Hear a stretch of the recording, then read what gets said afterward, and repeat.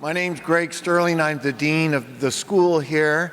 And on behalf of Yale Divinity School and Yale University, a very warm welcome to all of you.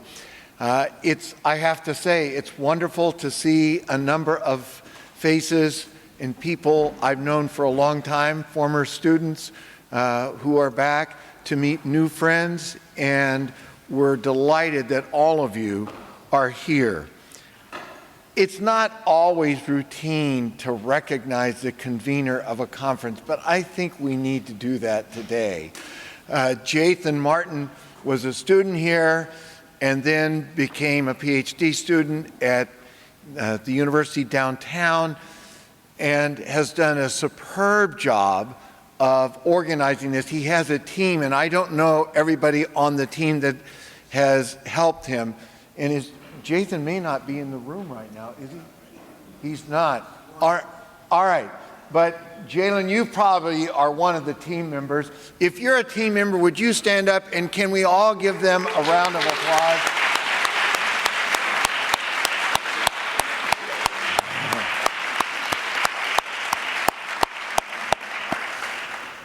We are here to consider the implications of an event that, in my mind, is unthinkable.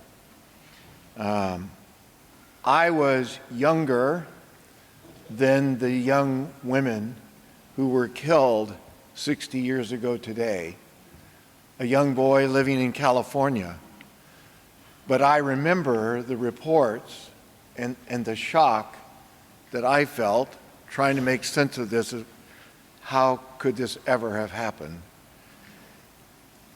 I remember the words of Martin Luther King, who called it one of the most vicious and tragic crimes ever perpetrated against humanity. And I think that's what it is. And while I wish it would be possible to say that the hatred that led to that murder and that crime had dissipated, you and I both know that we can't say that. There's still a great deal to do.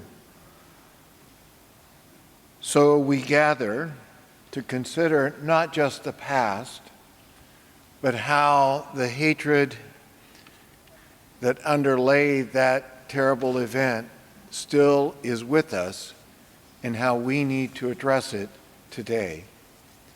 And I think it's only appropriate that this conference take place in a divinity school.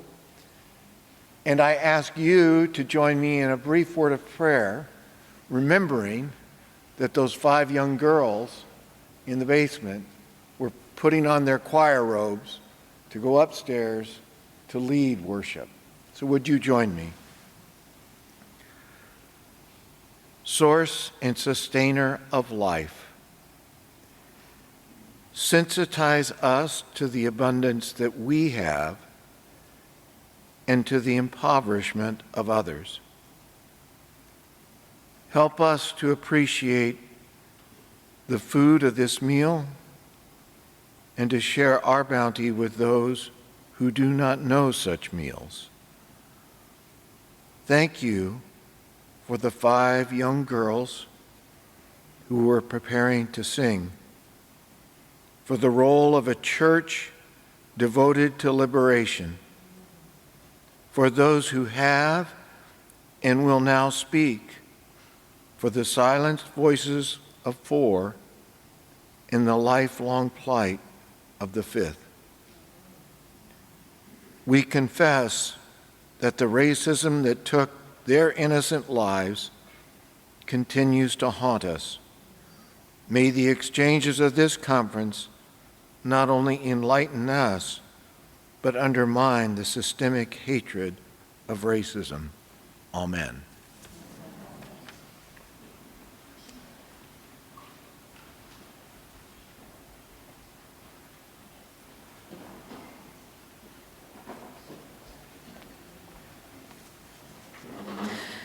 Good afternoon.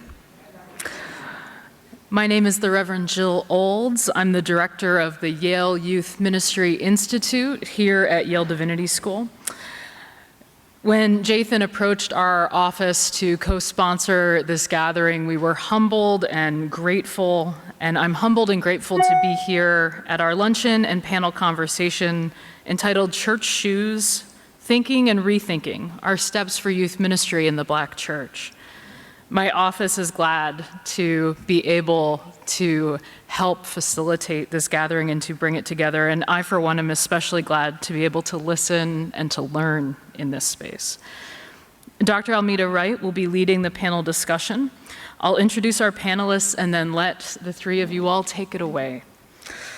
Dr. Kashandra King holds an MDiv from Yale Divinity School, an MS in counseling from Creighton University, and a PhD degree in religion, psychology, and culture from Vanderbilt University, where she was a theology and practice program fellow.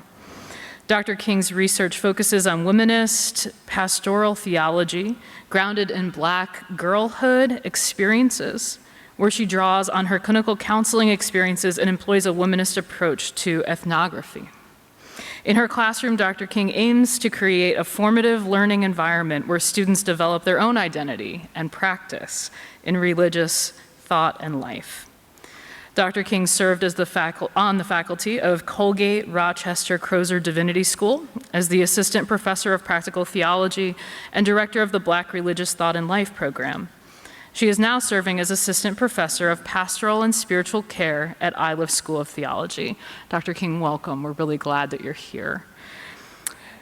I'd also love to introduce Dr. Whitney Baisden-Bond. Dr. Baisden-Bond is a graduate, Reverend Baisden-Bond is a graduate of the Candler School of Theology at Emory University and Spelman College.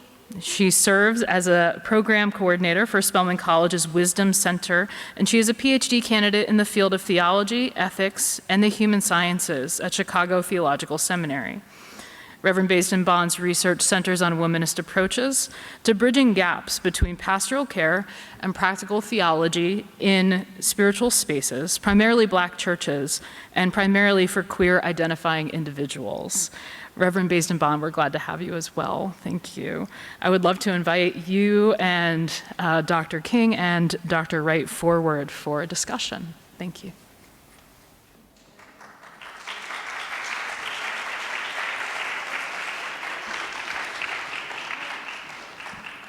Good afternoon.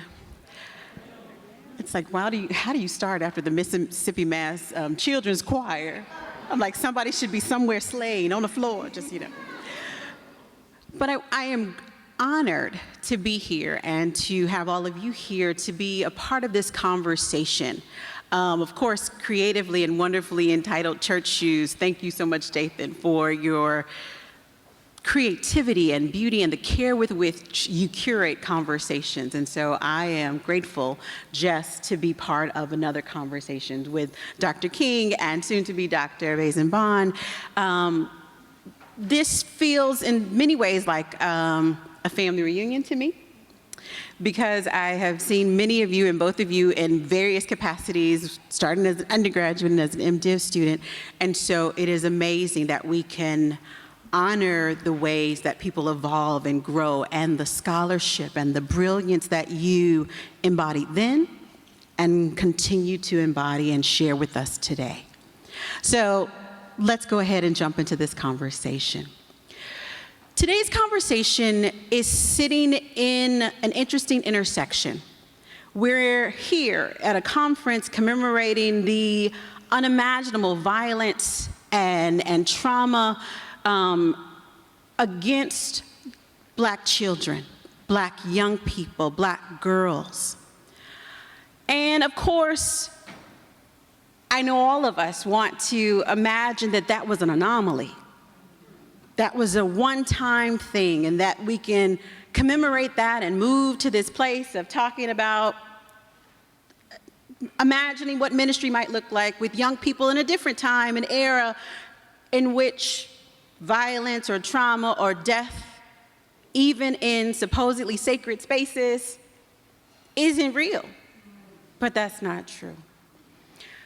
I remember thinking, I was like, I'm gonna try to figure out what my happiest moments and my memories are from youth group, because I actually don't ever remember youth group when I was a kid and growing up in rural Big Island, Virginia. But there was definitely youth ministry. We didn't have what might have been a parachurch organization that would come in and set up things, but we were apprenticed into the ways of leading church, of being church, of worshiping, and just like this young child who we know somebody mentored and apprenticed, and they watched learning how to do the riffs and the scats in that selection, we were also mentored. I was mentored in that way, and I'm grateful for that. We got to sing and usher and be junior deacons and junior worship leaders and all kinds of things. But at the same time, as I reflect with you all today, I recognize that that kind of apprenticeship so many years ago in rural Virginia doesn't exist. It shouldn't necessarily exist. But I want us to imagine, what might we posit? What are the places and ways that we want to begin to center this conversation? Thinking about ministry with Black children and youth and young people, particularly with girls and queer identified young people, in ways that we can boldly proclaim, nope, this is not your mama's or your auntie's or your grandma's youth ministry, but this is where we want to start. So I'm going to open it up to my two conversation partners today to introduce themselves. I invited them to offer some introductory reflections to help them situate how they're approaching the conversation that we're having today. And then we'll open up to a few questions, and then we will open it up for your questions and quandaries as well. All righty? Sounds like a good plan. Let's start with actually, Dr. King?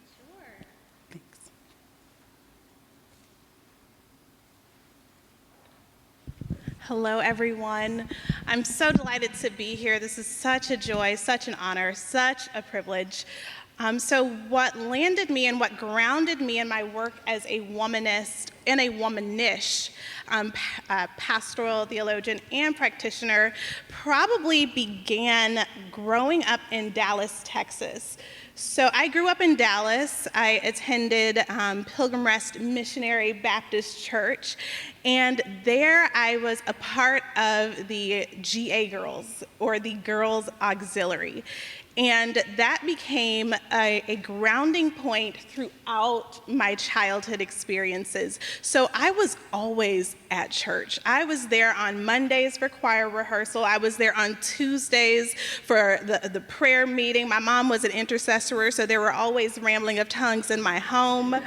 I was there for the praise dance ministry. And so I had a religious and a faith sensibility throughout childhood. And in many ways, this shaped the way that I approached counseling and care when I did my clinical counseling degree at Creighton University. So those questions about religious development, spiritual development, growth, and care was really integral to that program, at least for me and my approach in that program. However, those aren't the questions that we were taught to ask. Those weren't a part of the conversations when we were asking people about their narratives, understanding their psyche. That led me to Yale Divinity School. So I came here with those questions in mind, and at the same time, I was living in a boarding home nearby. So I was using my counseling degree while living with 6 girls. And so I did work full-time during the program, and I think that even further shaped my questions, because then I'm like, okay, I'm reading womanist pastoral theology, I'm developing a sensitivity and a sensibility for pastoral listening, and yet my Black girls are not represented in these texts. They're not a part of the sacred memory, they're not addressed, acknowledged, recognized, and so I started to think more deeply about that and the ways that Black girl development informed our ability to care for them well. So throughout my PhD program, that kind of led me through this womanist ethnography approach to conduct surveys and interviews and participatory observations while still being a therapist. So a part of that was being a crisis counselor. So I drove all over Nashville and parts of Tennessee to be with girls who were experiencing either suicidal ideations or homicidal ideations or psychotic breaks. But I was also an in-school therapist at a high school with predominantly Black children. And so being with Black children is ingrained in my DNA. It lives in my bones, and it creates and forms the way that I think about care. So when we approach this conversation about Black church, Black children, Black girlhood, queer kids, I think about sacred spaces as a secure base. I used different attachment theories to think about this, but I'm also thinking about the interior experience of what it means to be a Black child while having a religious knowledge, a religious epistemology that is embedded, or that embedded theology that is within you that is also informed by your development and all of the systems within. So within my current work, I am doing a womanist ethnography with interviews, and it's funded through the Louisville Institute, and it will be largely shared in my upcoming book with Lexington Books called Black and Womanish. So that has been the idea of what I do, how I teach, and how I live, how I navigate, and how I think about pastoral care more broadly.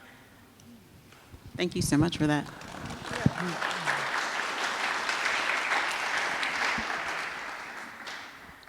And Dr. Bazenbaum.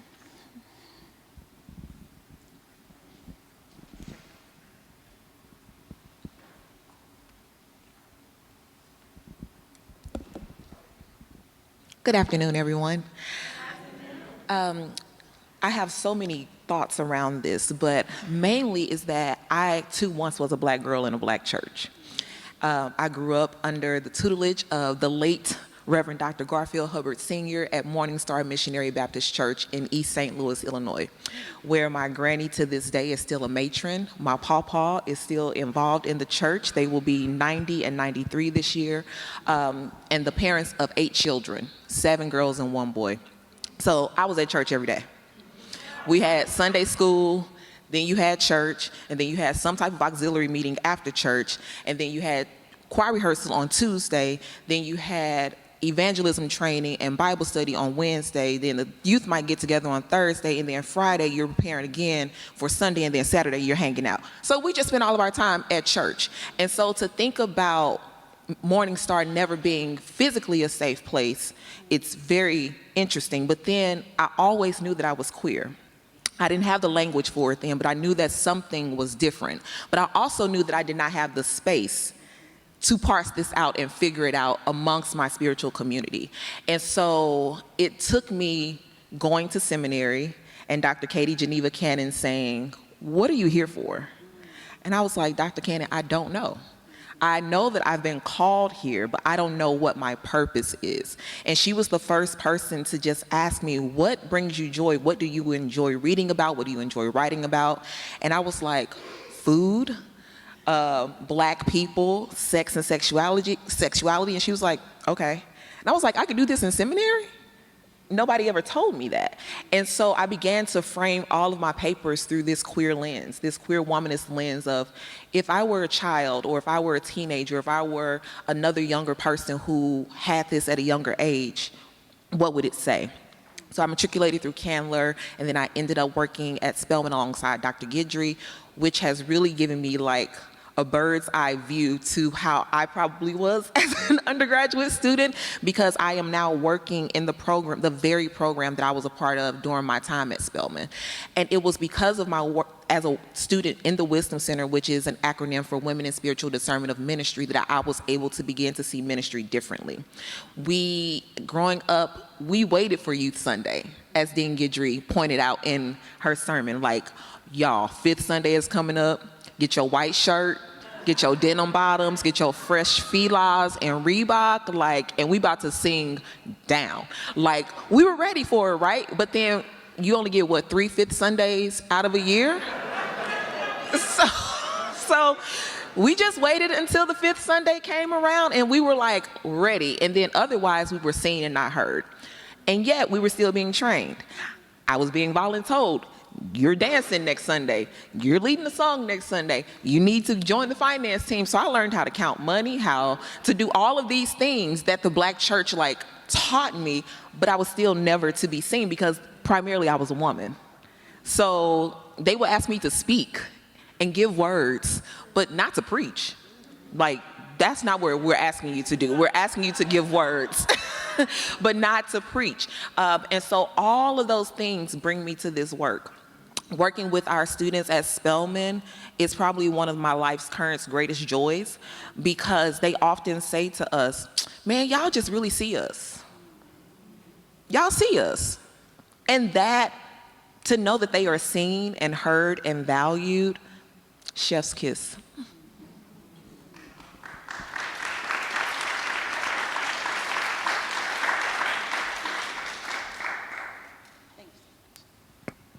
Amen. We appreciate a good tech team. Now, I think what I hear in both of your introductory comments is this reflection of really, and we call it a Sankofa moment, of really kind of looking back and knowing where you've been and what shaped you and formed you, because we all need to know, in many ways, our origin stories of the communities, whether for good or for ill, that formed us. And that we are responding to. And so I want us to spend a little bit of time, now that we've got a little bit of a situating of where you guys have started and what emerged for you, to also begin to think about and do some kind of, if you will, some meta processing around what we see happening in ministry and spirituality and religious communities with Black children and youth today. And so I want to start by asking us, we amongst friends, tell us your most candid and well, actually we're being live streamed, but we're also amongst friends. Your assessments of what's happening in ministries with youth and young adults in Black churches or beyond, if it's not happening there. And then to begin to think about whether or not Black churches have taken seriously, or can you even imagine them taking seriously, queer young people or Black girls and their wisdom. And so that's the kind of looking back and the assessing. And I also want you guys, no easy questions here, to begin to dream with me, to imagine, as we think forward, what would it look like for ministries to take seriously the wisdom and creativity and concerns of Black girls and queer youth. And so we'll start with you. So whenever I do or have conversations around this, I typically do some type of temperature check socially. Like, I hop on Instagram, I hop on Facebook and IG, and I pose the question, whatever it is. And the biggest thing that millennials had to say regarding this was, I wish somebody saw me. And I wish somebody took me seriously. Because one thing is that often we identify ourselves very, very early on, but adults don't believe that we know ourselves. And so then there's this adultification that happens, and this onus that is given to us that we're like, hold on. I didn't ask for this. And so as a young girl child, I was told, make sure you have on a slip. Make sure your knees are covered. Make sure you don't wear anything that's going to cause anybody to stumble. You don't want to be a stumbling block. And in my head, I'm 12. How can my kneecap cause you to stumble? Why aren't you having the conversation with them? And so we're adultified in this way, but still treated like children. So you want to talk about being double-minded in all of your ways, you've taught me this. You're telling me not to trust myself and that I'm supposed to trust you, but you don't even know yourself. And so the assessment that I've been, thinking through and writing through and reading through is stop and listen. Just stop and listen. These students that we work with at Spelman, that's part of that dreaming work. We're seeing students of all kind of blackness and shades of black and sexuality and gender expressions come to chapel willingly. And some of them, they're kind of like, wait, I can come to chapel?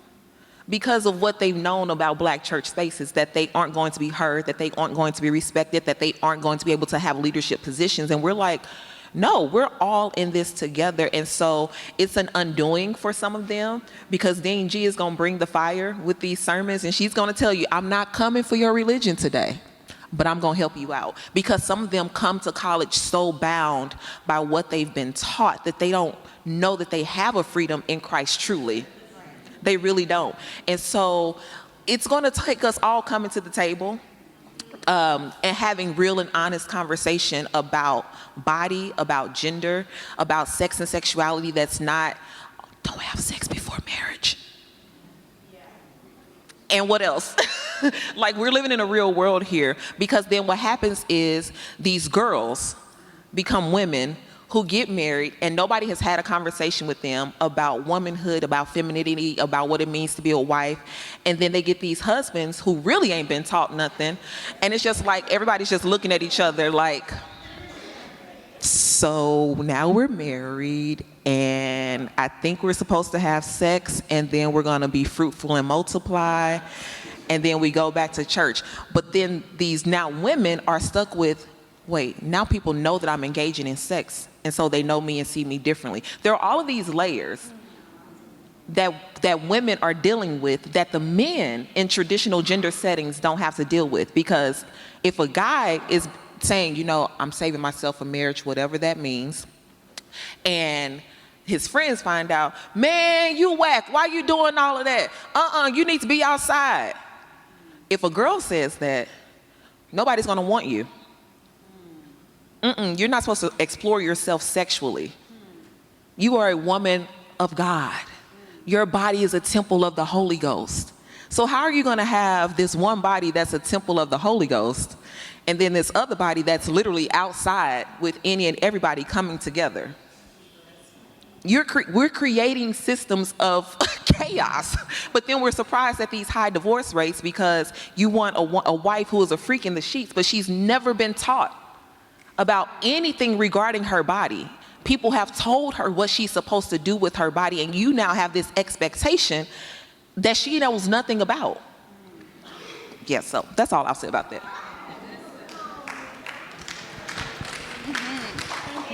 Yes, thank you. Yeah, when I think of in terms of assessment, and some of this is just with my recent experiences of trying to interview and do surveys with Black churches, it is really hard for pastors, or so it seems, to actually direct me to where their girls are. So when I ask them, where are your Black girls? Like, where are they? What do they do? There is this look of like, well, I don't know. Yeah. And so that has been such an interesting and unsettling experience that clergy don't know where or what their Black girls are up to. So they will, just direct you to the youth minister who still might not actually know what Black girls are up to. So in terms of assessment, some of the things I've been thinking about is like, well, you don't know your Black girls. Yeah. So what does it mean to not know valuable persons in your community, or to not be invested in those Black girls, or all of the girls, or all of the Black children that are in your community? But some of the other things that I often kind of grapple with, and this is probably in part due to my personal experiences, is that many of the Black churches or the Black girls that I've spoken to in focus groups, interviews, and surveys, they did not have the sense that their particular sacred space was their home base. Mm-hmm. So for me, when I was growing up, church was a second home. That is no longer the experience. And so there is not a safe base, there is not a secure attachment to a sacred or spiritual community. And what that does psychologically, that is disrupting. And so I think about the psychological implications down the road and Black girls' ability to attach to other people based on their lack of security with their faith experience or with their Black churches. So I think about that security and their ability to relate or have genuine attachments or feel safe or feel protected or feel valued with other people. So it does something within their experiences. But the other things that I kind of think about when I assess those Black church spaces and Black children is that they don't get asked anything. And so I think of Black girls in my own research as the primary source of knowledge. They are my text. They are the people that I consult. They are just as sacred as reading Emily Towns. Like they're just as valuable for the work that I do. But their church spaces never actually acknowledge that they have knowledge or that they are religious beings or that they have these sensitivities. And so one of the things I heard you say was like, you need to see, they want to be seen and valued, but I think that I would add is that they want to be asked or invited to the table. And this has actually come up recently in a course that I was teaching on Black religious thought and life when I had students develop a youth group or a youth service and what that would entail. And some of the things that I would ask them is that, how do you know this is actually going to be impactful or meaningful? You haven't even consulted Black children on their current experiences, so you have completely missed the mark. And so that is also a part of the assessment, is that you don't even know what children are struggling with today or what they're excited about. And so that has to be a part of the conversation. They need to be a part of planning the liturgy. They need to be a part of planning who's going to sing that Sunday, because that one-off Sunday is not enough. And especially when it's not created by them, because at most youth services in that youth day, they don't plan, they just participate. And that is not a full participation of being in a church ministry or a church community. And another assessment I have is particularly of girls and queer children. We did a lot of work. Like before 10, I probably could have had a resume. Seriously. And so we're singing, we're leading, we're doing all of these things. But the moment we tried to bring a piece of our full selves into these communities, we were told something is wrong. The moment that we began to develop breasts and hips and thighs, then it became our personal responsibility to protect my body, not to address the men who have been doing this for generations. Nobody's gonna say anything, you know how Deacon is, just come on. Okay, so if you know how he is, then why are you talking to me? Why are you talking to me? And I think about all of these queer people. Again, I did not have the language then, but I can recall their faces and how they would sing heaven down. They would decorate the banquet facilities. They would get the flowers together. They would support the first lady. They would direct the choir. They would do all of these things in the name of ministry, and oftentimes for little to no pay. But again, it's time, I want to bring my partner to church. I want to hold hands. We are not doing that. Why can't I do that, but I can pray for you? I can lead your choir. I can get all the accolades for, these decorations, but my full self is not accepted.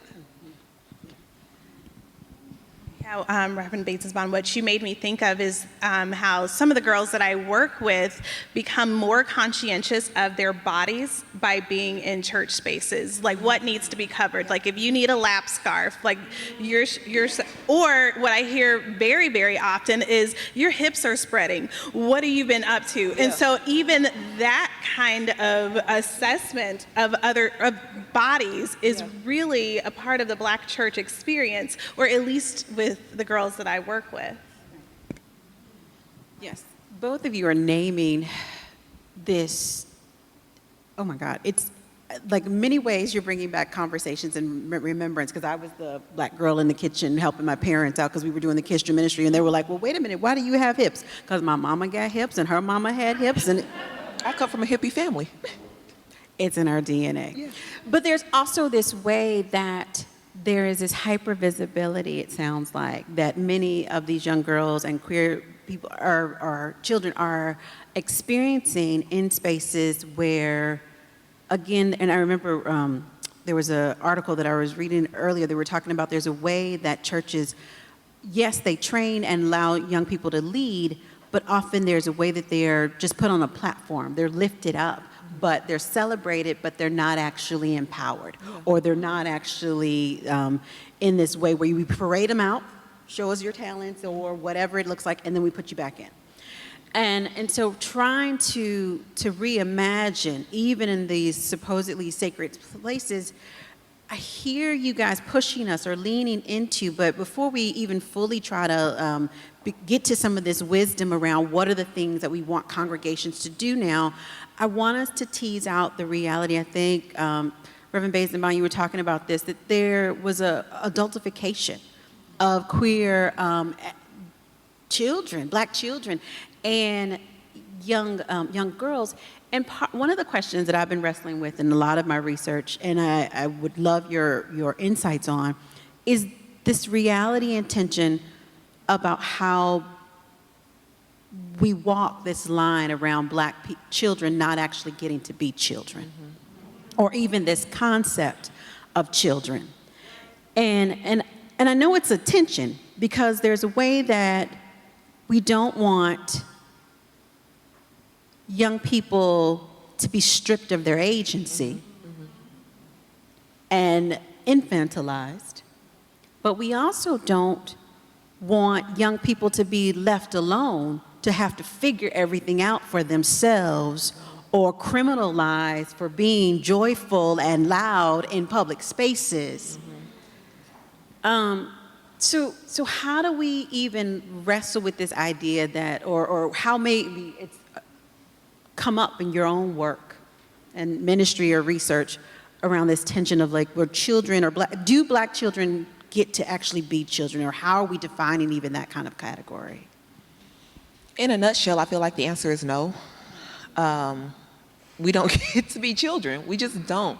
And some of it is because out of protection, like they want us to have this innocence and this purity, like the world is crazy, the world is evil, we don't want anything to mess with you, which I get. But at the same time, we need to have a sense of reality of what's going on. And I don't think there's a healthy balance, healthy dialogue around that, because our parents don't necessarily have the tools. Our church communities don't have the tools. I think we are just now starting to see a generation of churches being pastored by folks who have gone through formal theological training, which completely changes how we engage as congregants and how they engage us. We have pastors now who believe in these fivefold ministries and that each one should have a pastor separate outside of, the home pastor.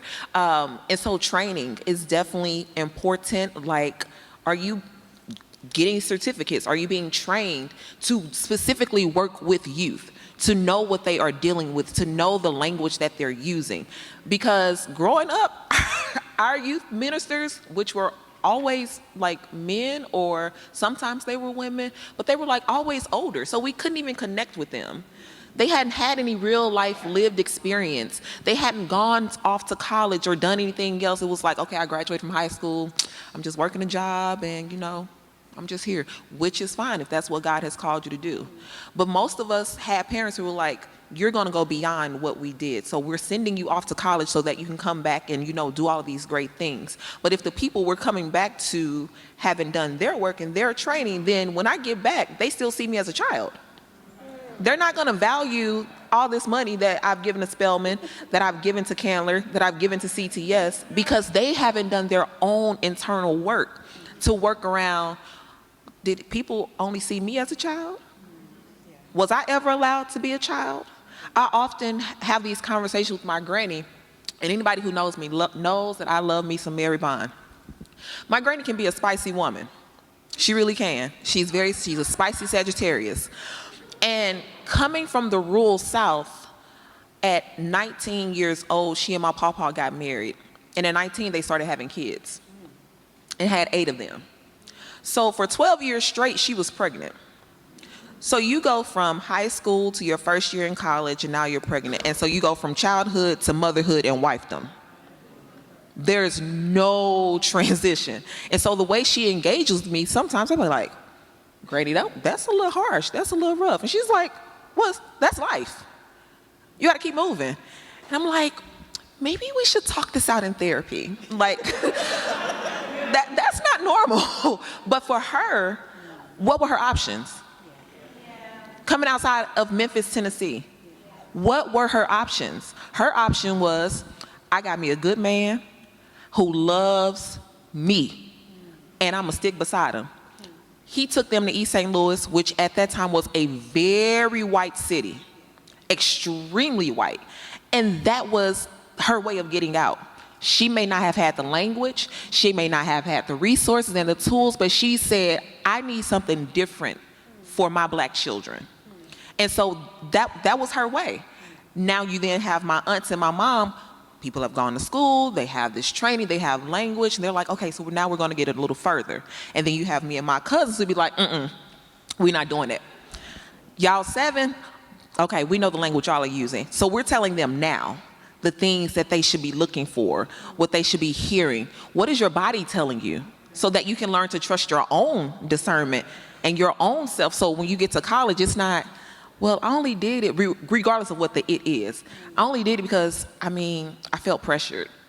I look at my nieces, Free and Phoenix, they're 14 and 16, and the awareness that they have at this age, I am like, wow. Y'all gonna be okay. Y'all are gonna be okay, but it takes people, the adults, having the language and the resources and the conversations with them to make sure that they're included along the process. Don't leave them on the outside and then they reach an age and they're like, oh, okay, come in now. What's the point of plug and chug? And I think along those lines, when we think about like adults might need additional training or resources, that is not only for clergy.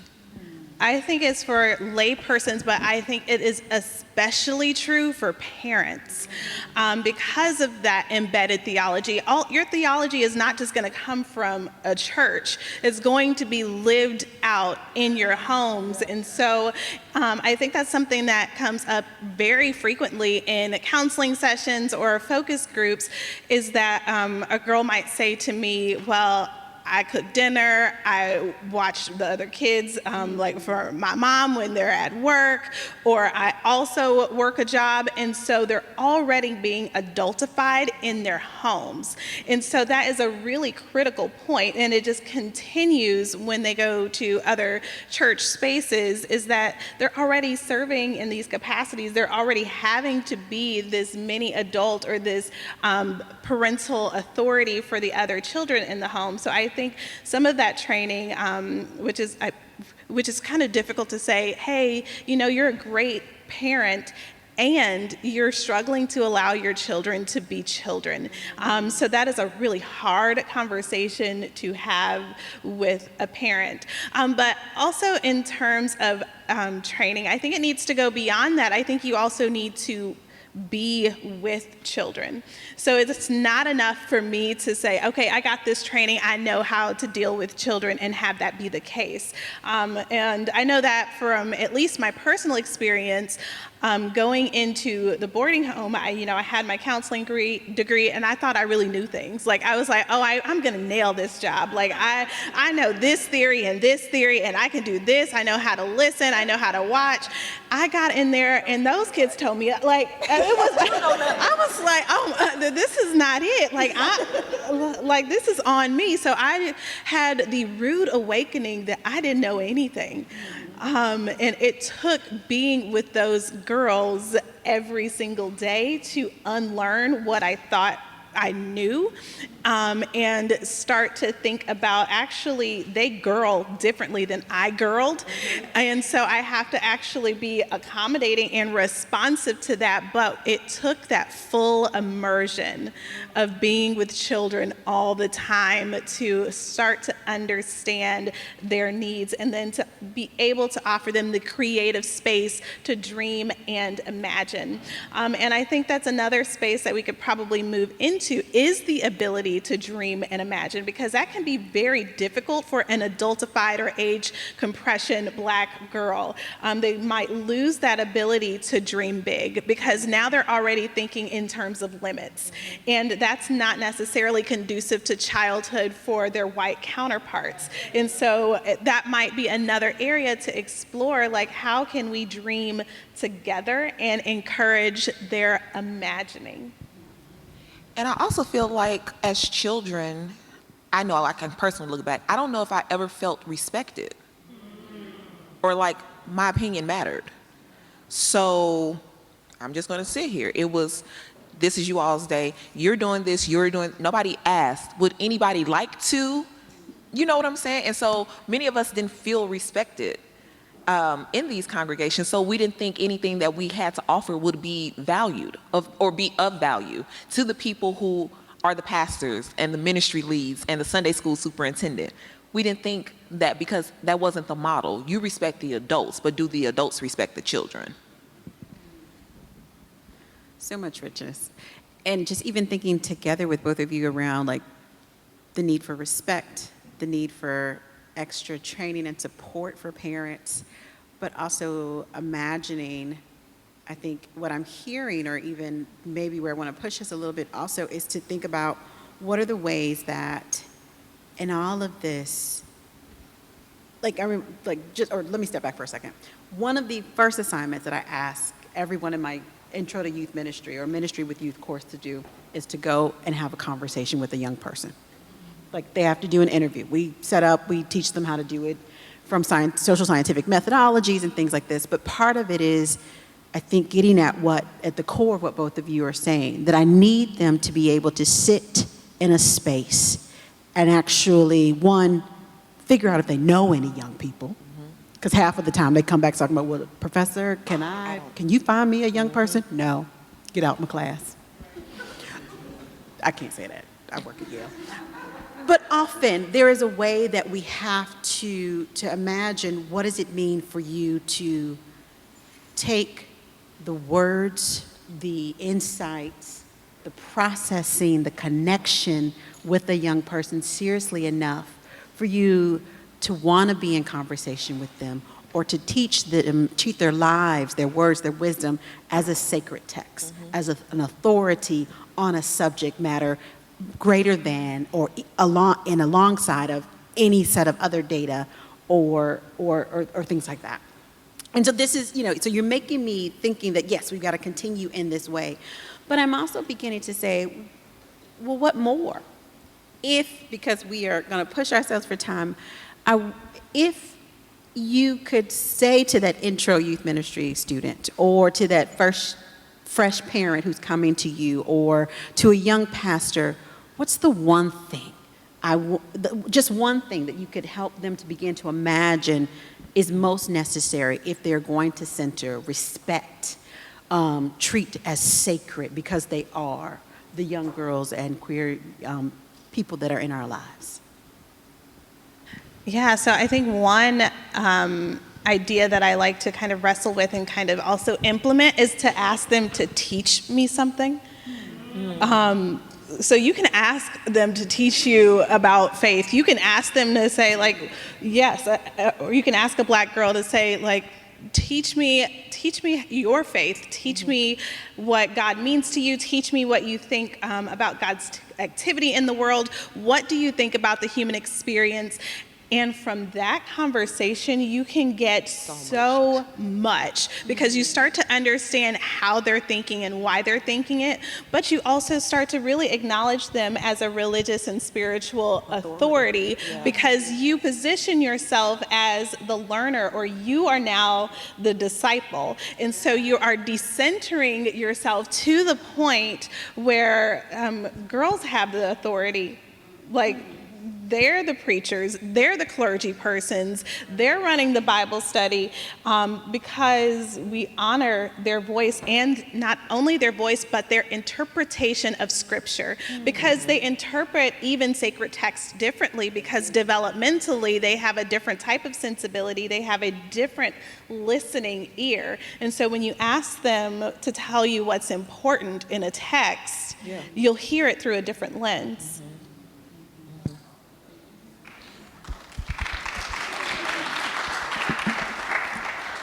One thing, Dr. Kyle Wooten, I had to write this down because I was just like, brother, that is the core of this conversation.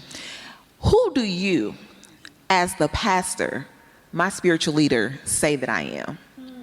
Particularly for the queer kids who grew up in the church. We knew that we couldn't have this conversation in the 90s. Like, that is giving unrealistic because we already heard what they thought about me through these sermons, through who was allowed on the pulpit, who was allowed to wear pants. I remember sophomore year at Spelman College in my dorm of Bessie Strong when my auntie called and said, girl, you won't believe what happened at church today.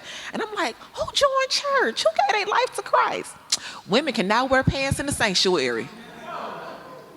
And when I tell you that was like the biggest news, I was like, is everything okay? Like, because I came from that type of church where if a woman showed up and had on pants, we offered her a choir robe. Pants are for men. And so you coming over here with these pants on is not going to happen. You're a reverend over there, but we're not acknowledging you as a reverend over here. And so he continued his question by saying, as a shepherd scholar, what is your revelation concerning my identity? Is your position firm? And if you are wrestling at all, what opportunities exist for us to healthfully journey with each other's perspective? Will this lead to more care, nuance, transparent leadership, proclamation, etc.? And who shepherds and mentors the shepherd on such matters? Because there are many people who say they're called to youth ministry, but only a certain type of child. The cis hetero performing child, oh, we got that all day. These queer babies over here who saying, that's not my gender identity. My pronouns are they, them. My pronouns, we don't do pronouns. Yes, you do. Every time you trying to hide something, you know how to say they real quick. You know how to say them real fast. This is not new information. They downstairs, But they don't, what do you do with these children? If you say that you're called to youth ministry, to children's ministry, are you able to pastor all children? Not just some of these, but the least of these. Because then that's when you really know I've been called to this work, when I can sit with this straight child, with this queer child, with this trans child, and we still serve together. We still minister together. There's no separation. I think even with that, it shouldn't just be the good child. Yeah. Because I think some of the labels that I learned very early on were very church-based. Oh, they're a bad child because they're not being obedient. And so then you have these different labels, and the children that are asked to participate in certain ways are considered good. Whereas like the loud or disruptive children are considered bad. And so they started this categorization of who has like a moral authority, whereas other kids just do not fit in that space. Yeah. And another example of that is churches just now in the last probably 2 decades or so stopped making women stand in front of the church and apologize for having children outside of wedlock. In the last 2 decades, we are just now starting to say, well, maybe that's not the best way. You think? My mom was 32 when she got pregnant with my brother. And they made her stand in front of this congregation who was not paying her bills, who was not putting food on the table, who was not doing all of this stuff, who was pouring, people still love my mama to this day because of her authenticity, the vibrancy that she had around children and youth ministry, because she was that mama that like, I love to sit with kids, I love to learn from children. But now she has this visible sin. So Sister Rochelle, we're gonna have to sit you down. You have to take a break. And I remember being 12, just like, I don't think this makes sense. Like, this is a full adult who pays her own bills, gets me from every practice, every school event by herself. Y'all not doing that. But she has to apologize to you. And for what? Because the person who got her pregnant, where's his apology? And she wasn't the only one who had to do that. My peers growing up, these girls always had to stand up in front of the church and apologize. But the people that they're having these babies with, still on the drums, still ushering, still doing all of this stuff. Yeah. Yeah, and I think it's very important for us to remember that they're seeing while becoming, like Black girls are, and so witnessing, like saying, oh, okay, these women have to come in front of the church and say X, Y, and Z, or these women have to preach from the podium versus the pulpit.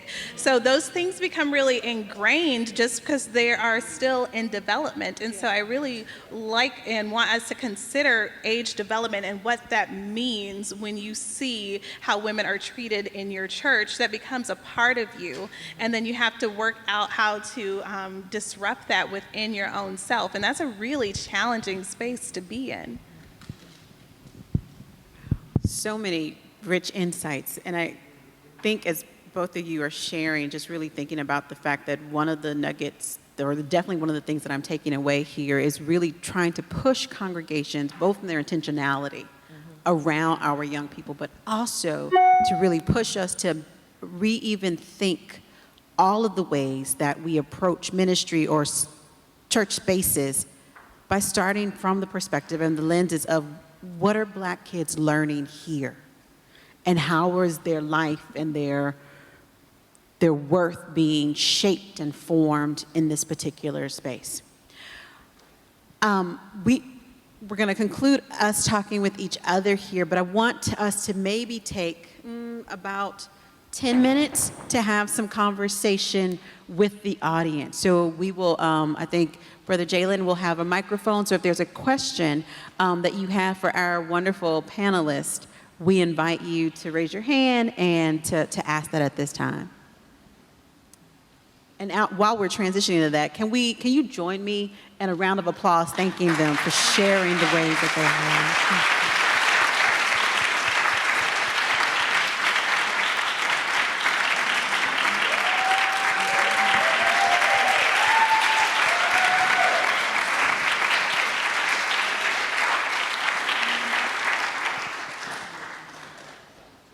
Thank you. We've got one question over here. Hi, thank you all. So my question is, and I definitely have to have my daughter talk to you, Reverend Bond. Okay. Have you all run into conversations around Jesus and Jesus being a white Jesus and having youth to, ask you questions about that? Since my primary demographic is at Spelman College, which is a very Black space,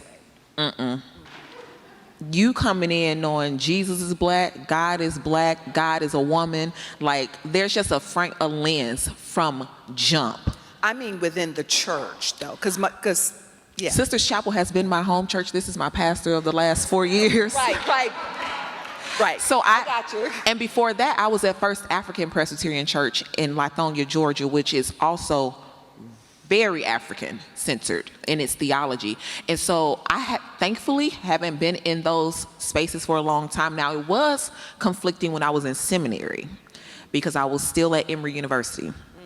who, when we did a die-in, a colleague in my class wrote on his Facebook, "If anyone blocks me while I am trying to get to my Starbucks, I will step on you." This is the same person who prided himself on living in the inner city and working with urban youth. Now, how does this work? We're doing a die-in to talk about yet another black man being killed, and you're telling us if somebody blocks me because they choose to protest today, I'm going to step on them. This is the same colleague in class who told me that, oh, black people, you all don't really know how to protest because you interrupted one of the highest holy chapel services today. We're talking about everyday black lives right here, and this is what you have to offer me? Who also told me, but you don't live where I live.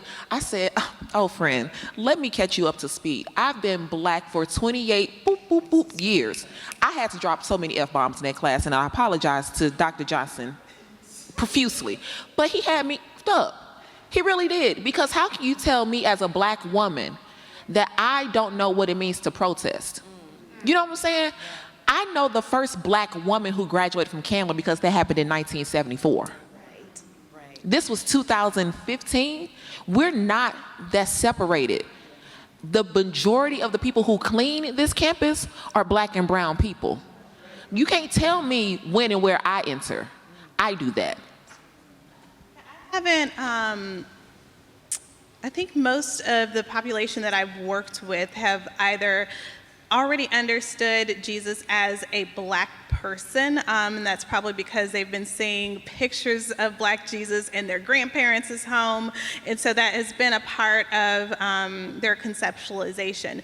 However, I can say that in like my latest research, Jesus actually hardly ever comes up. It is more of God language and not Jesus. So you actually kind of just gave me a chapter, because now I'm like, well, where is Jesus? So it hasn't been a part of the religious narrative that they have shared. It's always been a God is inside me, God helps me make decisions, but it has been not Christocentric. And also not also very Jesus-centric, because these children now are being allowed to talk about their ancestors, and that Jesus isn't the only ancestor. So we are surrounded by such a great cloud of witnesses. That's just not Jesus. That's your big mama, that's your auntie Gigi, that's cousin Pumpkin. All of these people are your clouds of witnesses. And so, not saying we should hold the same reverence to them, but all of our ancestors do different work for us and on our behalf, right? And so if we're framing it like as the Godhead, God is multifaceted. God can show up in so many ways. But if we look at Jesus as our sibling, as our brother, I think it kind of changes the narrative, and we rely more on God and not put so much pressure on Jesus.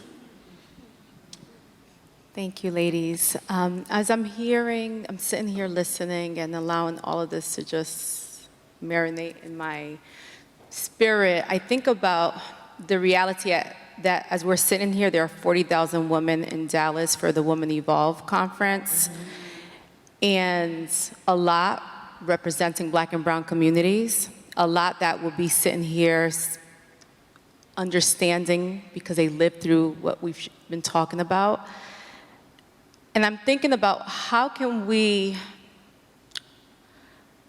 where are we that we have to wait for an adult to experience something like that, right? Or have to do this once a year, to fly to some other part of the country, spend all this money to receive a word, when we can't do this every day, right? Or like, where's our churches, our children? You know, like, I mean, I don't know, I'm just all over the place right now, because I'm thinking like, you know, this is happening. I have friends who are like, oh my gosh, God is giving me a word over there. I'm thinking like, okay, that's nice, but how about here? Like, what are you gonna bring back home? How can what we're receiving, what can we do to bring it back home to our girls? You know, and why wait for that when we could do it every day, the discipleship piece? So I don't know, I'm just all over the place. Because I'm also stumbling thinking about this word called liberation. Where is that being modeled? How are our young people and our black girls seeing imagining what they could be if they don't have chains, and if they're actually being told what would be best for them by people who ain't healed, excuse my vernacular, people who have not done their own work, and people that think, as women, our worth is wrapped up in our doing. Again, I realize the privilege that I have to work at a place like Spelman College. There's no other place like it. Even within HBCUs, like, there is no place like Spelman. And so to hear some of these questions, I'm like, I sometimes forget that people are struggling with those things, because they have examples like myself, like Dean G, Dr. Height, where they see these models of possibility on a daily basis. So they don't have to wait until the end of the semester is over to then go back and try to figure it out. It's the complete opposite. Actually, they go home and they be like, man, I got to get up out of here. Because now what they've been used to has become their new normal. The ways of old, they're like, I cannot do that anymore. Like, I cannot go to church every Sunday now because the word just don't be given no more, Reverend Whitney. Like, you know, when Dean be preaching, we be like, period, she ate that. They don't have that space, right? And so they're seeing this model of possibility. So if possible, you know, send your children to HBCUs if you can afford it, is my spiel. Because for some of us, that really is our safe haven where we begin to see these models of possibility. My time from Spelman to Emory, woo, that was a slap in the face. Because you're in this oasis of just shades of blackness, of beautiful black beings. And then you have to go out into the real world, where I was prepared, you know, academically and all of those things. But for the whiteness that comes along with stepping outside of that space, it's like, y'all got a lot of healing to do. And it's not my responsibility to heal you.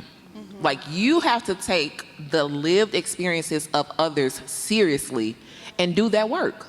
From pastors, from ministry leads, from parents, you have to take other people's lived experiences seriously. And I think that's then when folks are like, oh, okay, maybe I should pick up a book. Maybe I shouldn't just Google and see what Google is saying.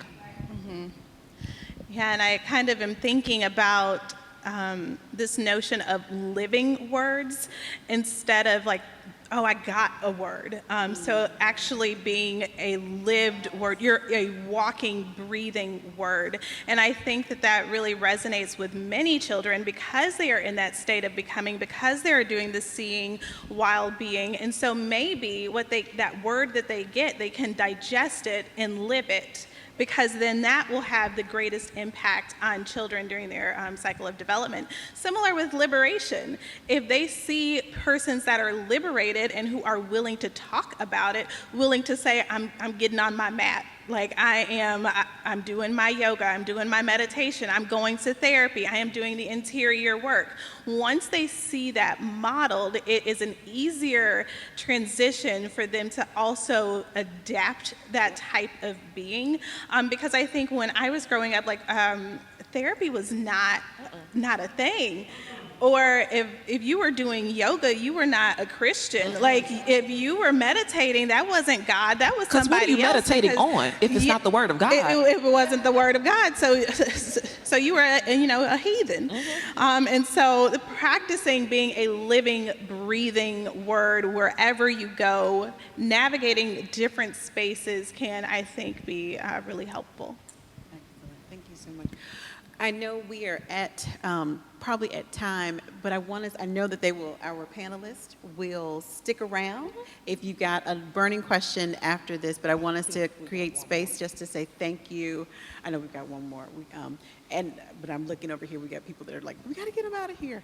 So I will invite you all to say thank you again, because I have learned so much just by being in this conversation. I'm so grateful to you for your life, for your witness, for your ministry, for your research, for your scholarship, and just for your embodiment of the wisdom that you are speaking here. And so right now, just thank you again, and then we will reconvene, or we will not reconvene, we will adjourn now, and I don't know if Jathan, if you have any final remarks about where we go from here or anything. I don't want to stop and thank you, so we can. Yes.